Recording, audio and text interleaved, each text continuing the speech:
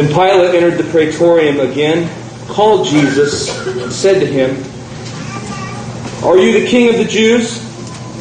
Jesus answered him, "Are you speaking for yourself about this, or did others tell you concerning me?" Pilate answered, "Am I a Jew? Your own nation and the chief priests have delivered you to me. What have you done?" Jesus answered, "My kingdom is not of this world. If my kingdom were of this world, my servants would fight so that I should not be delivered to the Jews. But now my kingdom is not from here."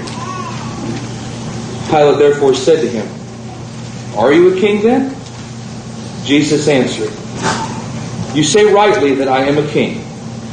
For this cause I was born, and for this cause I have come into the world, that I should bear witness to the truth. Everyone who is of the truth hears my voice." Pilate said to him, "What is truth?" And when he had said this, he went out again to the Jews and said to them, "I find no fault in him at all."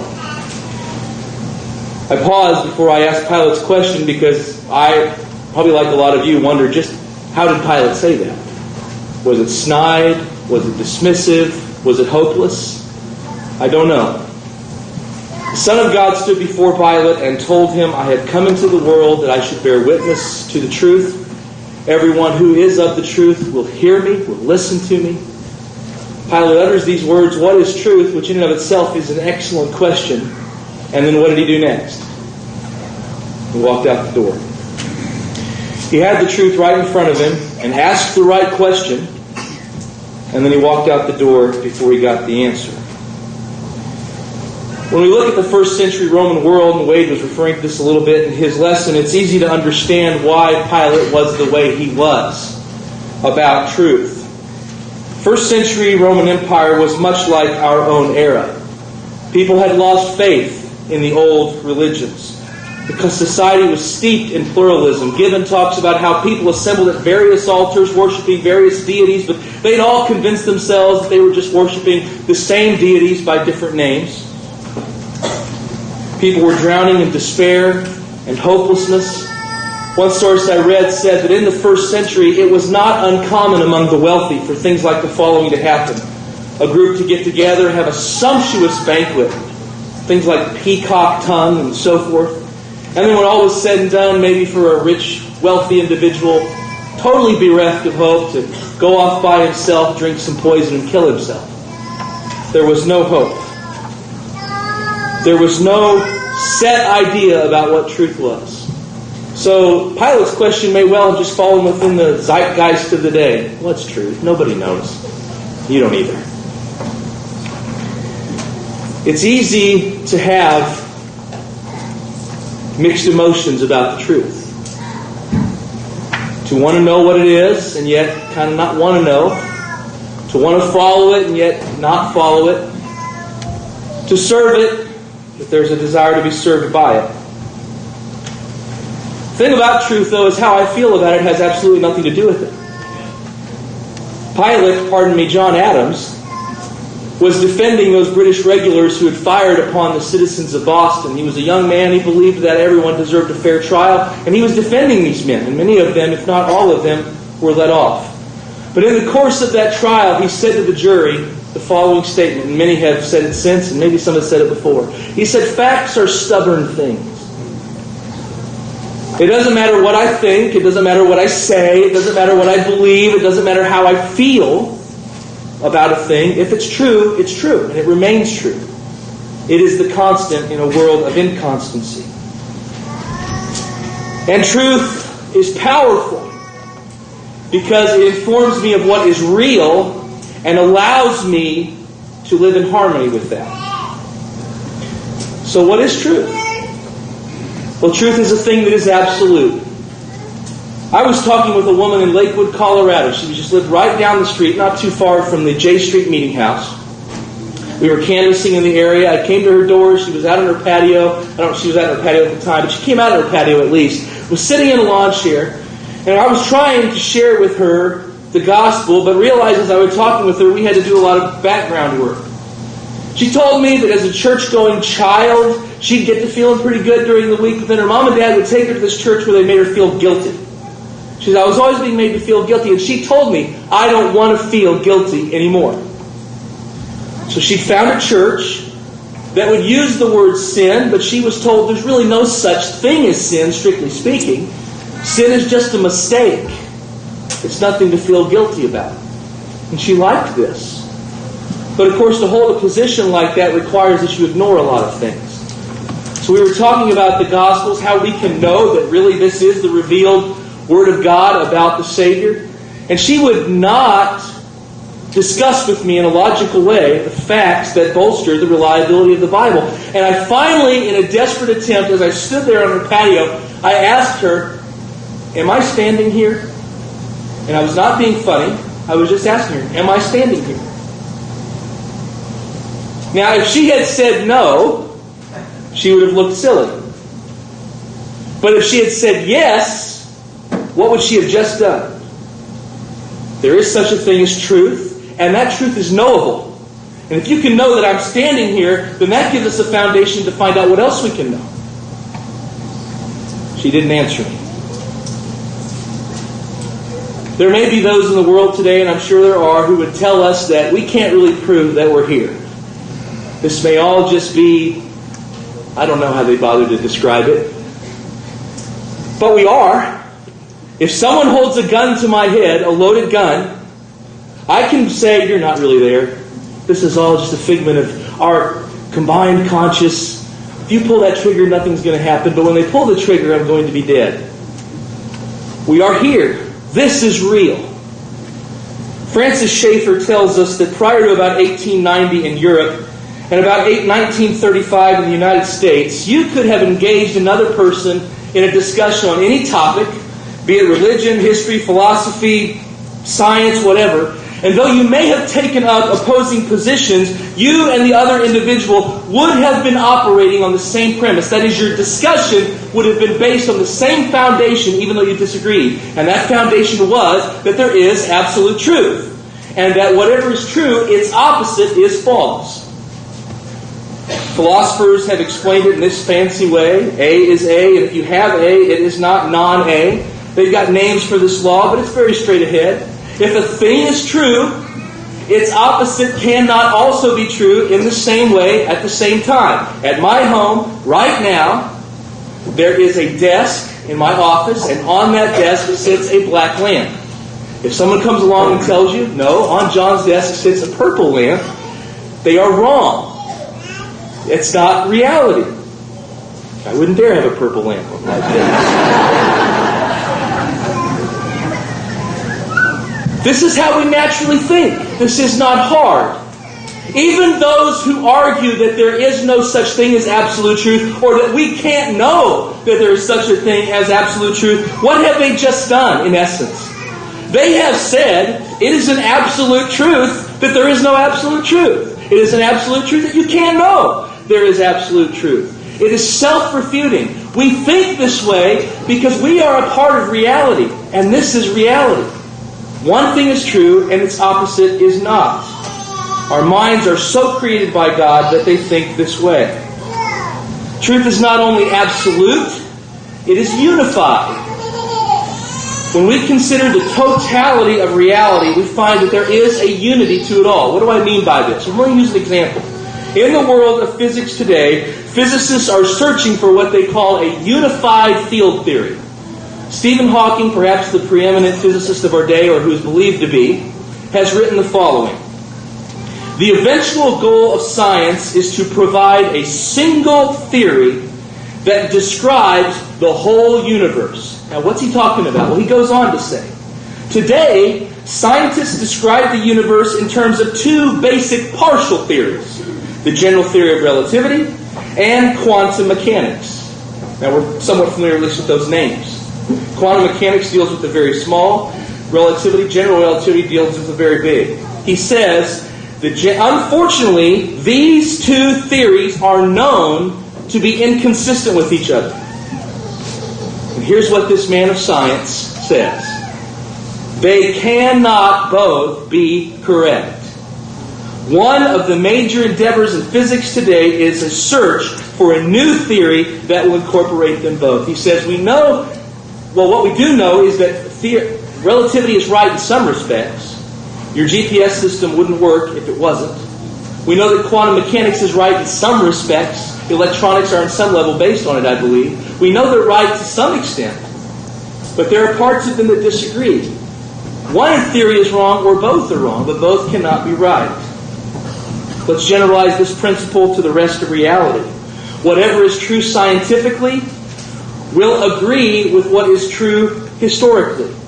That in turn will agree with what is true sociologically, which will agree with what is true religiously. And where any of these areas of study overlap, I find them to disagree, what must be true? One or both is wrong. Because truth cannot argue against truth. Truth is absolute. It is unified. And once I know it, I can cooperate with reality.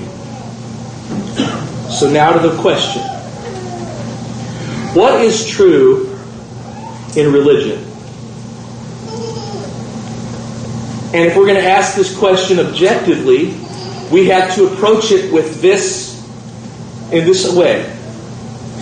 I have to be open to the possibility, when I'm first beginning to study these things, I have to be open to the possibility that religion has no relationship with reality. That religion is wrong. That it's at odds with what I know about the universe. It's at odds with what I know about human experience, and therefore is incorrect. But is that correct? Let's create an example here, and let's pretend we are talking to an atheist. You have just had the opportunity to engage an atheist in conversation, and this person seems to be willing to think with you. How would you approach this? Well, there are lots of ways you could. Francis Schaeffer calls what I'm about to do taking the roof off. In other words, atheism is built on a group of lies. And these lies serve to protect the individual from the reality they don't want to accept. My responsibility is to lovingly and gently take the roof off, remove the lies, so they can see their vulnerability. How do I do that? Well, one thing I might do is just ask them to consider. Let's look at the world around us. What do we see in 21st century America, since that's the world we live in? I live in a world of road rage. We were down in Texas several years ago, and I don't know what I did. Here I've got my family in a van. I don't know if I accidentally pulled in front of a guy or did something. And instead of just giving me a honk in the horn or whatever, he started revving his engine and riding right along me for a while. It was night, somewhere in the city, and I had to admit, I wondered, what's this going to turn into? What am I dealing with? That wasn't something people were worrying too much about 30 years ago, but it's a reality now. A few years ago, I was in the home of a woman who had no fewer than 5 locks on her front door. You knock on the front door. Who is it? She happened to know me. I told her. And you hear from the inside the door. Was she paranoid? No. If I lived in her neighborhood, I might have had 5 locks on my door too. In Kansas City, at what used to be called at least the Grandview Triangle, in March and April of 2014, we had at least 13 shootings. It's an intersection of 2 or 3 highways come in there, and we had a fella driving through that intersection where all those people and pulling up next to cars and just taking shots at him with his pistol. We've seen what's happened at Ferguson twice now. We live in a country where school shootings and church shootings are a real threat. We have security guards patrolling the halls of our public schools. Teachers and students used to be concerned with spit wads. Now they're concerned about bullets.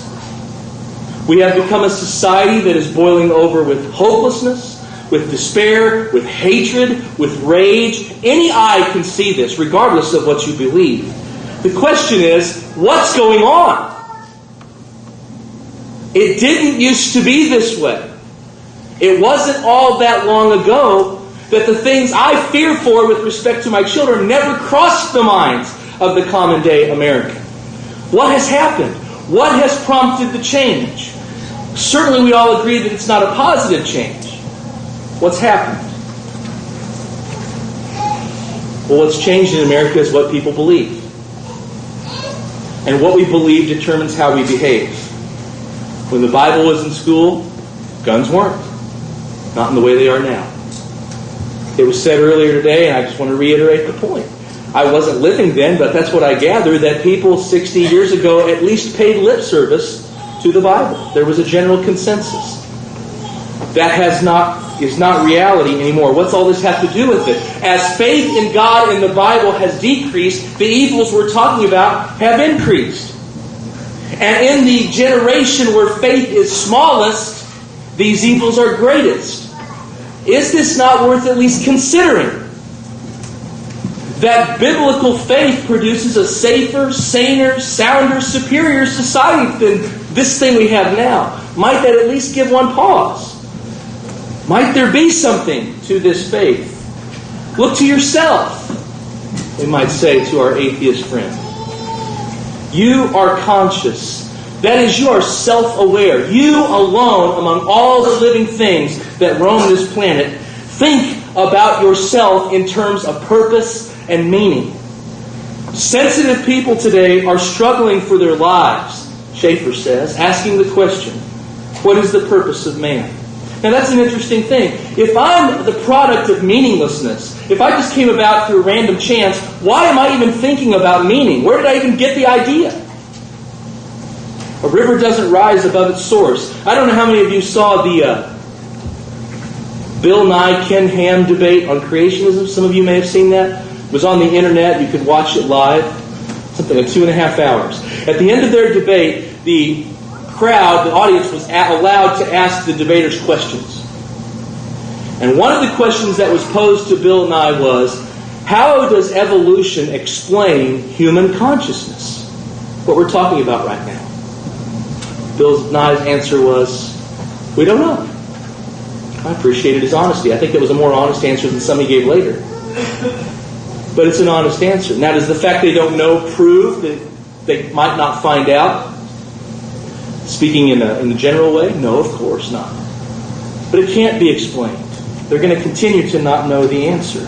We seek for values to govern our lives, and we want to live consistently with those values. Everyone you and I meet is trying to act in a way that fits what they believe, at least on some level. Each of us leans upon an inner set of convictions to support us in our daily affairs. Since most people prefer mental stability over mental instability, when people find that the way they are behaving does not line up with what they believe, they do one of two things. They change the way they behave, or they seek to change what they believe. And people do it all the time.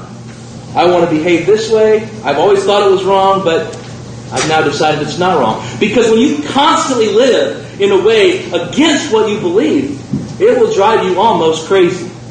So it has to be resolved.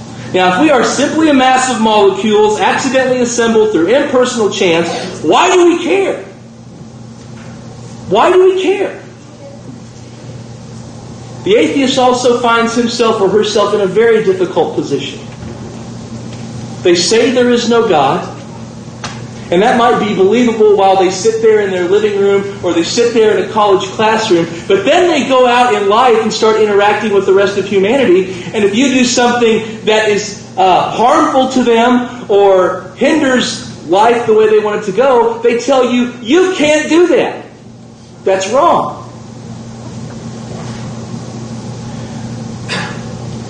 The atheist is living a dichotomy. He's living a Jekyll and Hyde existence. He believes one thing while he sits in the classroom, and he believes another entirely when he lives his life. One of those positions is wrong. If there is no God, there is absolutely no reason why I can't do whatever I want to do, whenever I want to do it. Social contract theory does not solve the problem. Oh, we have to do what's best for the group. Best? Who says? Maybe me doing what I want's what's best. I can do whatever I want, whenever I want, however I want, and there's no reason why I can't. I can murder you, I can abuse your mother, and do terrible things. You can't tell me I'm wrong if there is no God. So that's an important point to consider. Can you live in harmony with your convictions? If you can't, something is amiss. So what is the truth about religion? Well, let me say one more thing before we seek to answer the question fully. We must live open to the questions we pose to others. I know that almost everyone in the room, maybe everyone in the room, believes there is a God and believes that the Bible is the Word of God. But let me ask you, why do you believe that? The Bible is not the only book that claims to be from God. There are lots of books that claim to be from God. There are lots of books with lots of history. Why do you believe the Bible? When Ken Ham and Bill Nye were asked in that debate, what would it take? Is there anything that would convince you to change your mind? What would it take to get you to change your point of view? Ken Ham gave this really kind of lame answer, and Bill Nye gave a dishonest answer, I think. Give it short shrift. Ken Ham gave kind of a lame answer because his faith does not really rest on evidence, but on experience. I know this because I listened to an interview after the fact. He says, I know these things are true because of a spiritual experience, a spiritual knowledge that he has. And how do you convey that to these unbelievers? So he had to come up with something to say. Do you believe what you believe because of an experience? I hope not. I can talk to Mormons. I've had a Mormon man stand up in his living room and point to the heavens and say, "Deity has spoken to me." That's how he knew the Book of Mormon was true. He had a burning in the bosom. Am I denying that he had an experience? No. But does it prove that the Book of Mormon is right? No. And why doesn't it prove that the Book of Mormon is right? Because the Book of Mormon flies in the face of the evidence. I was talking with a brother about the Bill Nye and Ken Ham debate and about that question. And this brother was voicing his disappointment in Ken Ham's answer. And he said the following: "Show me the bones of Jesus Christ, and I'll reconsider my position." Does that statement make you nervous? If someone could, now granted, it's not going to happen, but evidence is what has persuaded me of that. But let's speak hypothetically. It's a hypothetical, but it illustrates a point. If someone were to walk into this room and were able, I don't know how they'd be able, but they were able to conclusively prove to you that they had in their possession the bones of Jesus Christ, what would that require of you and me? That would require a change, would it not? If Jesus' body is still here, He did not raise from the dead. He said He was going to. The apostles always said He had. If He did not raise from the dead, it's all a lie. The point is, our faith must rest in evidence. I believe the Bible is the Word of God because after searching other possibilities and looking at the evidence, it stands up. Is every single question I have answered? No. But enough is answered to point me to that conclusion beyond any reasonable doubt. But we must be open to evidence. That's what we're asking our atheist friends to do. That's what we're asking our religious friends to do. And we must do the same. So what is the truth about religion? What is this truth that sets me free? The truth is there is a God. And no word is so meaningless as the word God until it is defined. By God we mean the God of the Bible. In the beginning, God. The God who said, "I am God and there is no other. I am God and there is none like me." The God who is light, love, and a consuming fire. The God who is not remote like the God I might find over in India, like the gods we were hearing about earlier today, but a God who can be found and wants to be found. This God spoke through His apostle. He has made from one blood every nation of men to dwell on the face of the earth, and He has determined their pre-appointed times and the boundaries of their dwellings, so that they should seek the Lord in the hope that they might grope for Him and find Him, though He is not far from each of us. This God is near, not visible, but near. And I can know Him, not exhaustively, but truthfully. Let him who glories glory in this, that he understands and knows me, that I am the Lord, exercising loving kindness, judgment, and righteousness in the earth. For in these I delight, says the Lord. Jeremiah 9:24. And this God who I can know has told me that my responsibility towards Him is to love Him. You shall love the Lord your God with all your heart, soul, strength, and mind. Well, why should I have to do anything that God tells me to do? Well, you make your own universe and then you can make the rules. Know that the Lord, He is God. It is He who has made us and not we ourselves. We are His sheep and the flock. We are His people and the sheep of His pasture. He's the one who made it all. He is the origin of the species. He gets to decide. And it's not like He hasn't demonstrated to us that He genuinely cares for us. Jesus made the world knowing all along that He was going to have to come down here, be abused, lied about, spat upon, hit, murdered, and disregarded by almost everybody. That is not a God who doesn't care. God calls me to love Him. I, a finite being, can have a relationship with the infinite God. God is of such a nature that He can be loved, and I am of such a nature that I can love.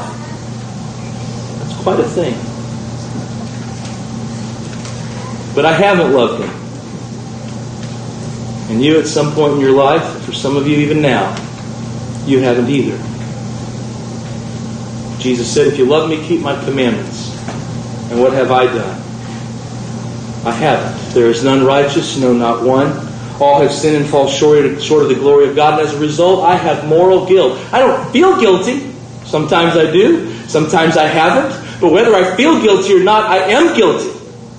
God made me, therefore I owe Him everything, even if I don't understand everything He wants from me. He has shown me He loves me, so He says, do this, and when I don't do it, I am guilty. And furthermore, because I am a finite being, dealing with an infinite being, I have made a mess that I can't clean up. Men and brethren, what shall we do? And unlike the Greek gods to whom you sacrificed in hopes that they'd leave you alone, you keep them at bay, who manipulated their people as pawns for their own entertainment, the one true and living God has said, yes, you have made a mess of things. You have offended me beyond your own understanding. But I want you to be with me. I will provide the means for you to make your way back. And isn't it interesting that God made that way for us in history? God did not reveal His will to us via a textbook, and I'm so glad. But it's not. It's a history book. It's not a group of rules, all right, do this, do this, do this, don't do this, don't do this, and you'll knock it out. We're given a story, His story, and we're told to respond to something that really happened. And Jesus says, if you do so, based on the knowledge I'm offering, you shall know the truth, and the truth shall make you free. So what is freedom? You're talking to your atheist friend and you've got him interested. All right, so what's that mean? Free from what? Well, what is freedom? You got a fellow who's been in jail for 20 years. They let him out the door and he says, I'm free! Is he? Yeah. He's not restrained nearly to the extent he has been for the past 20 years. Now he can eat when he wants. Now he can go do the things he wants when he wants. But it's not freedom without restraint. Freedom is not freedom from all restraint. It's freedom to work within restraint. A man might say, I'm free to do whatever I want. If I want to jump off that building, I can. Yes, you can, but you're not free to choose the consequences. Freedom does not exist without law. Liberty and law are not mutually exclusive. James even speaks of the perfect law of liberty. Liberty is the right to go just as far as the law allows. It is not the right to do just as you please, but the liberty to do as you ought. God has confined the world under law. There's a thing called gravity. I don't know why God made gravity, but He did. And just as the physical universe is governed by those laws, so also is the spiritual universe. And I have to work within those. And the Lord frees me to do so by freeing me from my sin. Most assuredly I say to you, Jesus said in John 8:34, whoever commits sin is a slave of sin. Paul says in Romans 6:6, we should no longer be slaves of sin. It's very easy to understand the slavish nature of sin when we think of addiction. Pornography, gambling, medication, eating. They exercise over people, and the hopelessness they engender over time. Paul speaks of how sin can reign in your mortal body so that you obey it in its lust. Jesus has come to set people free from that slavery. You have been freed by Him who proclaimed liberty to the captives. He's issued an emancipation proclamation. You've been freed from sin. No longer are you guilty of it, but you don't have to obey it. Paul talks about it in this way in Romans 6. He says that you're dead to sin. Why does he use that expression? Why use the word dead to sin? You say, well, that means what does that mean? Dead to sin.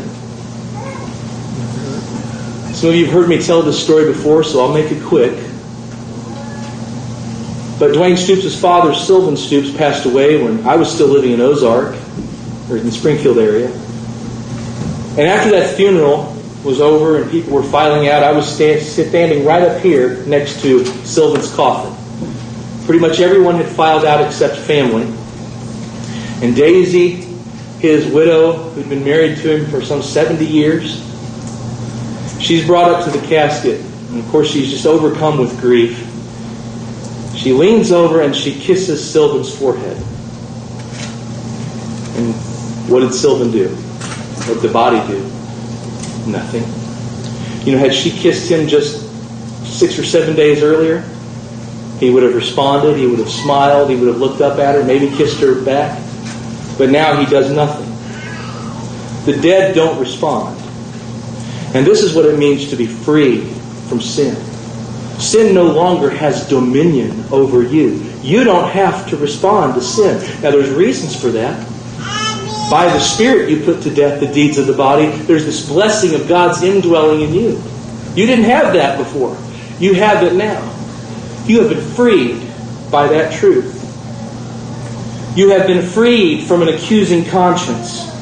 Hebrews 10:22 says, let us draw near with a true heart and full assurance of faith, having our hearts sprinkled from an evil conscience. Well, what's an evil conscience? Well, in Romans 2, verse 15, Paul talks about how your conscience can accuse you or excuse you.